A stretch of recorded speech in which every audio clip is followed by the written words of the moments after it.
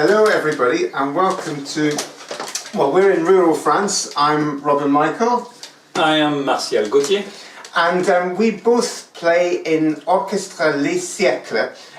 Martial can pronounce that better than me. Would you like to say that in a proper French accent? To say what, sorry? Orchestre Les Siècles. Ah, sorry. Orchestre Les Siècles. Ah, c'est beaucoup mieux. And we would have been two of your tutors on this fantastic course in Grafenegg, sadly, which is not going to be taking place this year, but we hope that we will all see you next year. But we have this chance to work together online, and Martial and I would like to just talk a little bit about how we know each other, the work that we do together, the sort of things that we believe in and that we like to try and impart when we're playing together, but also when we're teaching, because our orchestra has its own training program as well. It's called the Jeune Orchestre de Hector Berlioz. So we've had lots of experience of trying to impart what we've ourselves have learned over the last goodness knows how many years. So I just wanted to start by asking you, Martial, because you've been in the orchestra much longer than I have. How did you come to be in the orchestra, and what makes it a sort of unique, I would say, project? So it's a unique project because the orchestra plays each music on the period instrument. Yeah. So when we play Bach, we play with Baroque instruments, Baroque bows, and each period has its own instrument. Yeah. So that's the specialty of this orchestra, and I think we are the only orchestra doing this. Yeah. And sometimes we have programs with different music from different periods. Yeah, I mean that's one of the most interesting things for me, is that it's not just an orchestra that plays music in the 18th century or just music in the 19th century. We will do programs where we will play a suite by Rameau, followed by a piece by Helmut Lachermann on modern instruments, and then maybe a symphonic piece by Berlioz on 19th century instruments. So it does mean we have to carry often many bits of equipment with us, but it also gives us an insight into how the composers themselves perhaps heard the music in a way that's much more informed than what we've been sort of spoon-fed in the 20th century. But also it gives us a chance to maybe reassess how we were taught as instrumentalists, playing on, particularly for us, and I think it's the biggest difference for me, and it's playing on gut strings. So would you like to just say a bit about how it, in terms of technique, when you're playing on gut, say, because we were going to be playing some Haydn, I think, together, using a classical bow, but particularly playing on gut strings, the difference in terms of sonority, but also in terms of actual technique? Well, maybe the most important thing is to control the contact point with the string. When we play metal string, I have a metal string on my E string, so it's quite easy. I mean, even if you are not really straight, it works. But with a gut strings, it doesn't work. I have gut string on my A string. If I do something wrong, it goes wrong with the sound. So the huge difference is that when you play with gut strings, you need to find the resonance of the sound. So if you just press the string, it's just going like that. That can happen also with a metal string, but it's the difference. It's more. I mean, how to explain that? Tactile. Yes. That's the word that I would use, and certainly Martial, he just now he has a mixture of strings on his violin. Actually, my cello, I have steel strings on just now on the top. I always keep covered gut on the bottom because I'm practicing for a recording on modern. But I've got another cello, another modern cello, but with gut strings. So just to show you a little bit about how I adapt and how using gut strings, and particularly these different bows, can actually help us realise sometimes better what a composer, particularly in the 18th and 19th century, was looking for, and also how we see how they've written articulations. We'll come to that in a minute. But like Marcel was saying, with steel strings, there's a sort of, they work very easily, and actually no matter what I do with the bow, I can basically just float the sound, and it will always work. And the sound is open, it's resonant, and it projects. But the difference, if I just put that cello down and take this lovely old English cello, that cello there is a copy of a Grafenegg. This is a real Forster from about 1780, and it does have a spike, but I'm going to play it without a spike just now. Now this is set up with gut strings, and you can hear straight away it's not as direct the sound, but actually if I work with this, the first thing I have to do is I have to get right to the bridge. There's a natural, with the cello, and with the cellists, we'll look at this as well, how we find the sort of proper point of contact. But with a gut string, if you just let the bow drop down, there's a natural place. You can hear that there's a kind of resistance in the sound. And that's, although it's not as loud, there's actually many more harmonics in the sound. But you have to be very exigeant. So what's that? Very precise about how you change bow, how you use the bow in terms of consonants and vowels. Because one of the things that I've learned, particularly one of the other groups that I work with John Elliott Gardner, with his choir, the Monteverdi Choir, is how we as instrumentalists can reproduce spoken sounds. So in other words, if the start of the phrase has to have what sort of attack, what sort of, is it a vowel sound, is it a consonant sound, and with gut strings that is much more prevalent, and you can't just if you just let the bow bounce, all you get is surface noise. Every stroke has to be engaged and has to be very deliberate, like Marcel was saying, in terms of the point of contact, but also the bow's speed. Yeah, and maybe what is interesting is this technique can be also used with modern strings. Exactly, that's the thing. So this thing about, and I play Bach on the modern cello with steel strings and a modern bow, but actually I've got a Baroque bow here. So actually if I take the Baroque bow and the cello that's in a setup like that, in terms of how you adapt between modern and period, actually as Marcel was saying, the two inform each other. So in other words, having spent time searching for how to get the sound that I want,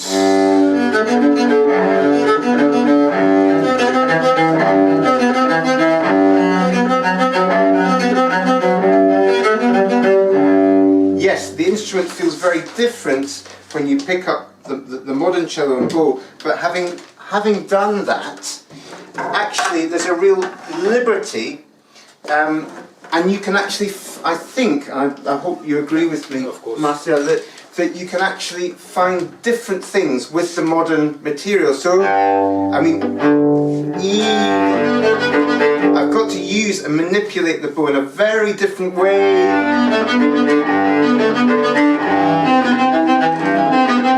And I could hold the bow differently, but actually, the whole point is that each discipline informs the other, and I mean I'd say that's probably that must be the same when you're going between. Yeah. And Martha, the next question I have for you, because we both come very much from sort of chamber music backgrounds. You were in a quartet, very well known quartet for many years. I was in a trio, Fidelio trio, for almost 12 years. And one of the things that we have to do as section principals is, I mean everyone has to do this, but in terms of how we decide on articulations and bowings, one of the most important things is how we determine what a marking means. So in other words, when we see a slur, the typical way of thinking about a slur is just to make every single note the same and join together. Now actually the research and the work that many people have done, we know now that certainly in the classical and romantic tradition, often a slur means some sort of hierarchy that might indicate a diminuendo, for instance. So with issues like that, how do you determine, and how does your chamber music background influence how you come to make these decisions? First, as a second violin, I always listen carefully the harmony. So I listen to you first. This is why we're good friends. Yes. And considering the harmony, we can also imagine the shape of the phrase first. Yeah. And then the articulation in between is just a way to have some, how do you say that, le relief. And the relief. To have the relief. Right. I mean, it's one of the things actually that when I came to the orchestra, I spoke very little French, and it was quite a humbling experience. The last 5 years, trying to learn and become fluent. But one of the things and there'll be, I'm sure many of you watching this who speak French, one of the things that I love about the language is that they have much better words for describing music than we do in English, I would say.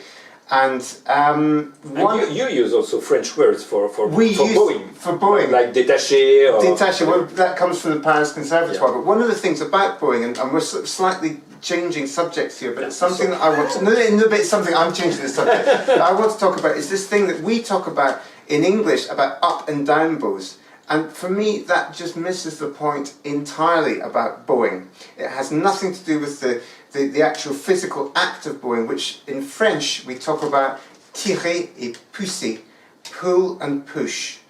And that to me, if there was one way of summing up how I think about bowing, and it is the act of pulling the sounds and pushing the sound, to me is much up and down. I mean, it makes a little bit more sense than the violin, but certainly on the cello, the whole thing for me is that we get resonance from resistance, and the resistance comes from this pulling,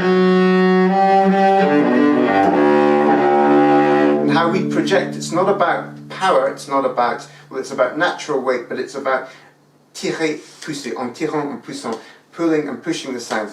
And one of the first words that I noticed kept coming up in rehearsal with our orchestra Les Siècles was en dissonance. And I have always had to ask somebody, and I was having French lessons, but it was nothing to do with being dissonant. It was to do with relief. And dissonance is when you release a phrase, when there's a harmonic tension and a resolution, it's en dissonance. And I think certainly my colleagues in my orchestra, Les Siècles, are very, very aware of that. And something that's very important, as you say, if you don't have an idea of what the harmony is doing, you actually can't make any decisions about bowing, about articulation, in fact, about anything. Yeah. And does that, I mean, does you, because I know that when we're playing, we can all propose something in the way that we're playing, not necessarily even verbally, but I know that you're always listening to the bass line.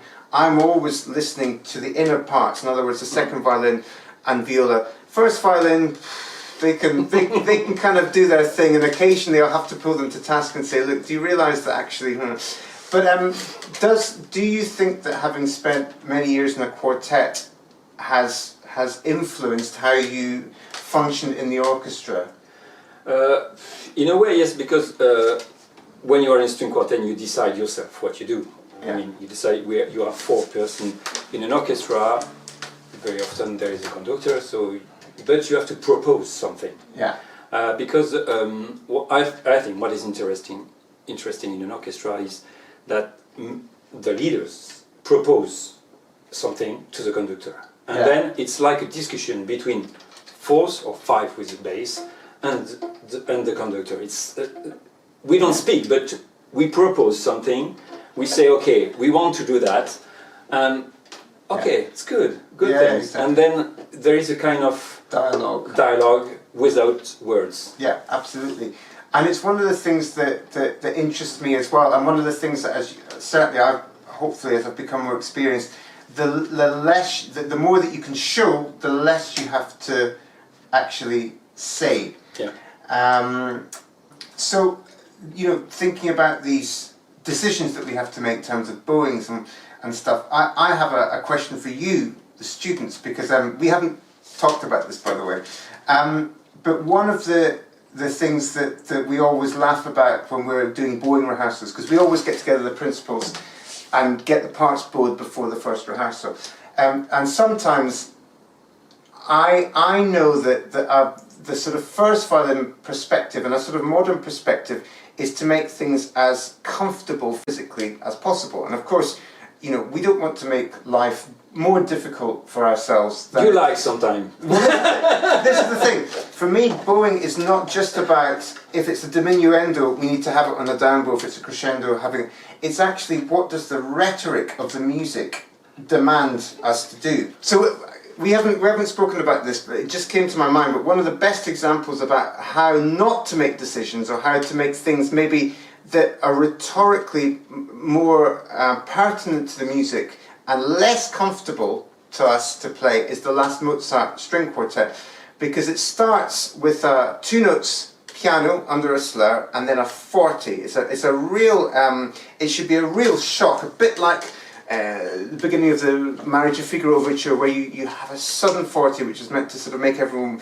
sort of jump out of their seats. And it's the same thing in the second bar. There's a sudden forte and then there's a flurry of semiquavers. Now, the classic way to play that in the modern sense, because the second bar is forte, if something is forte, it needs to be on a down bow. So what people do then is they work backwards and think, well, if the second bar needs to be a down, the first bar needs to be an up. Now, we'll play it like that, and this is what people normally do.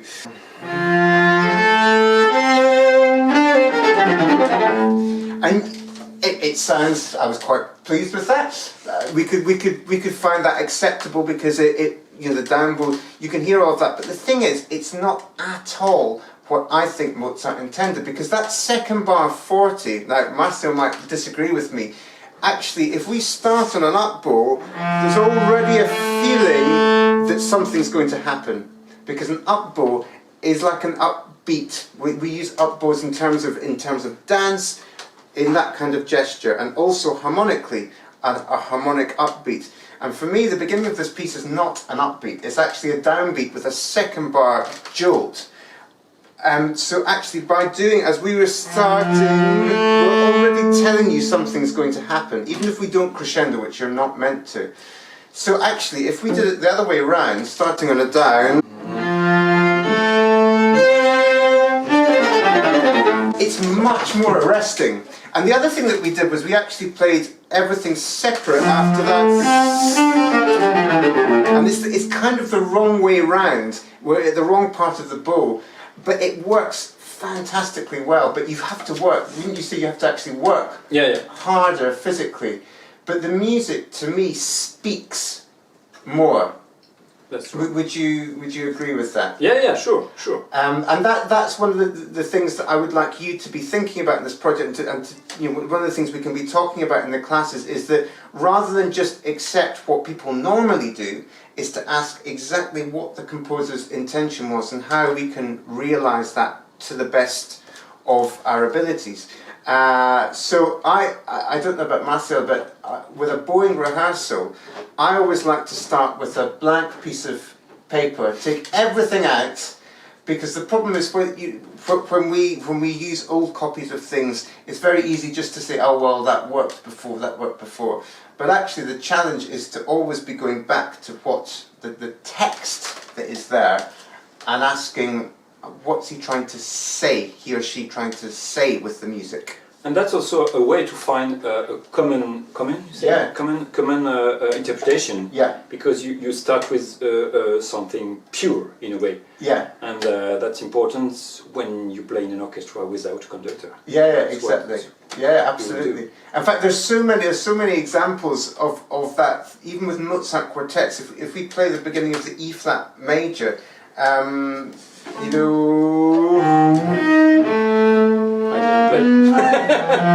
Well, it's one that often people want to start on an up bow,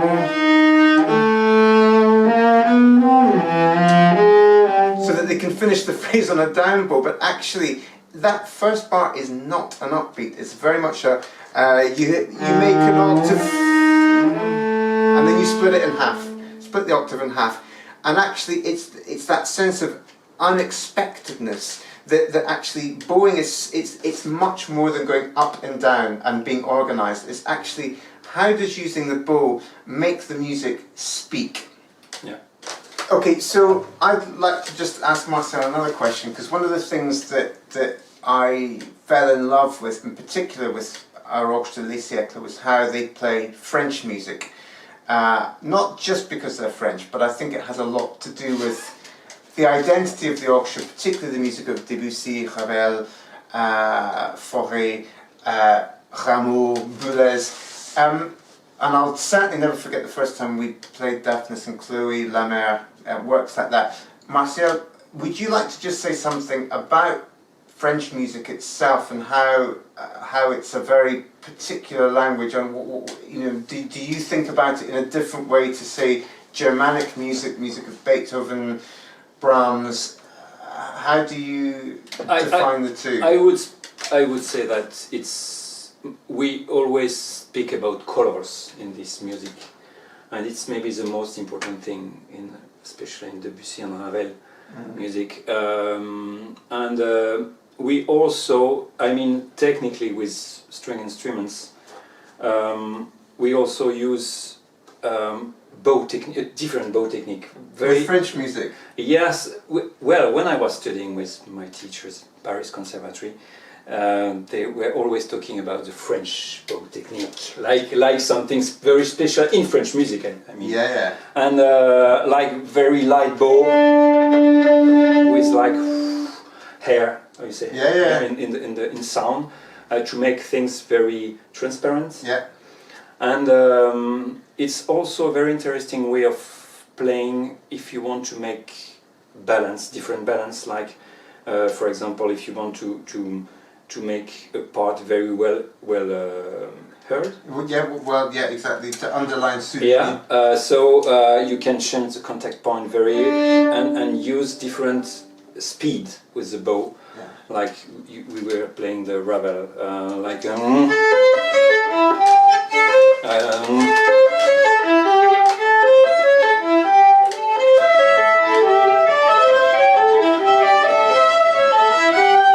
This kind of bowings, down or up, whatever. But do you find that with gut strings that actually we were just saying only a few minutes ago that you can't move the bow too quickly sometimes. So actually, this is it's an ironic question, but actually, what our orchestra does, playing French music with gut strings, do you find that you actually are using a different technique to what you learned at the Paris Conservatoire with modern strings? It's much more difficult. Yes, because with gut strings. Yeah, with gut strings, because if your bow is going wrong, if it's going just like this, it doesn't. So you really have to make sure that your contact point stays the same during all the length. Yeah, the length. Yeah. Of the bow. So, but it's interesting because sound is different, and you have also more resonance. So it's quite different, but. Yeah. One of the things I should have said, and maybe if you know the orchestra's work, is that almost 98%, 99% of the time we have the same conductor, our musical director and founder, François-Xavier Roth. And it's a unique chance for us, because normally with a permanent orchestra, you have different conductors every week, and the orchestra has a sort of bond with itself and that can be a tense relationship with whoever's coming in. We actually, I think we're very lucky that we have it's a sort of chamber music, if you like, way of doing things. What advice would you give the students for in an orchestra where, say, if you're working or if you're on trial or auditioning for an orchestra where you have say if you're a section principal, you have a section, and you have to keep the section happy and also the conductor happy, and the section might not necessarily like the conductor.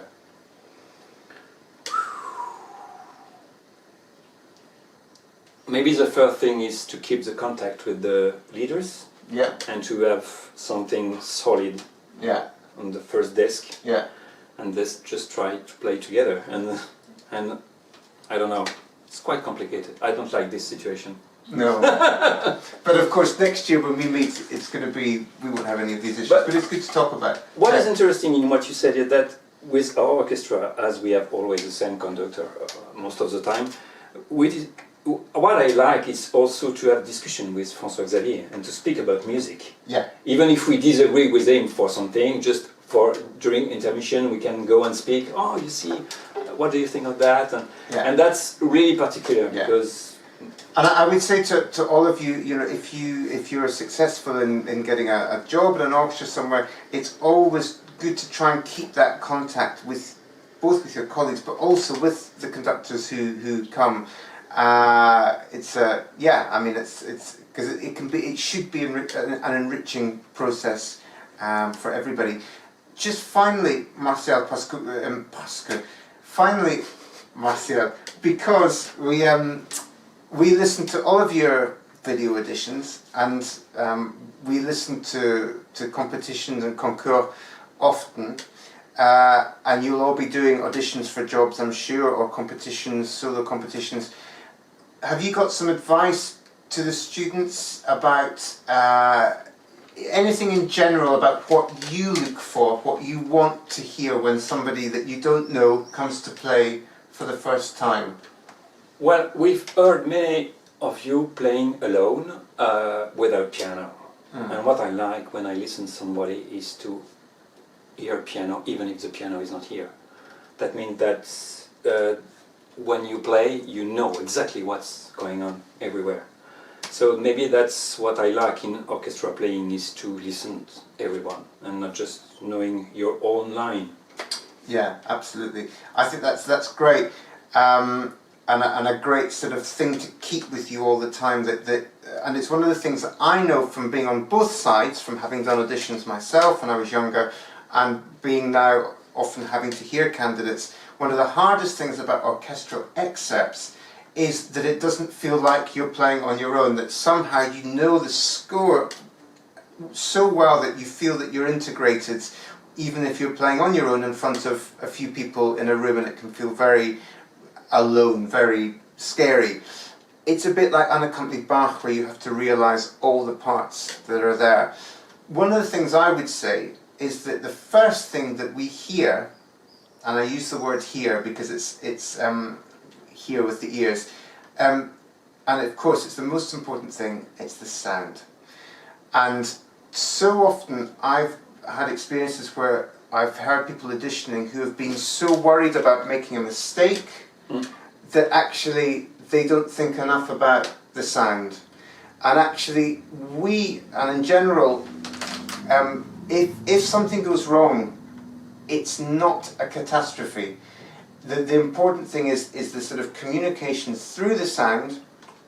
And certainly for me, if somebody has thought about how they want the music, in terms of, yes, there are questions of style in terms of the period that the music comes from, but I think, as you said, a harmonic awareness. But for me, it's all to do with speaking with the bow.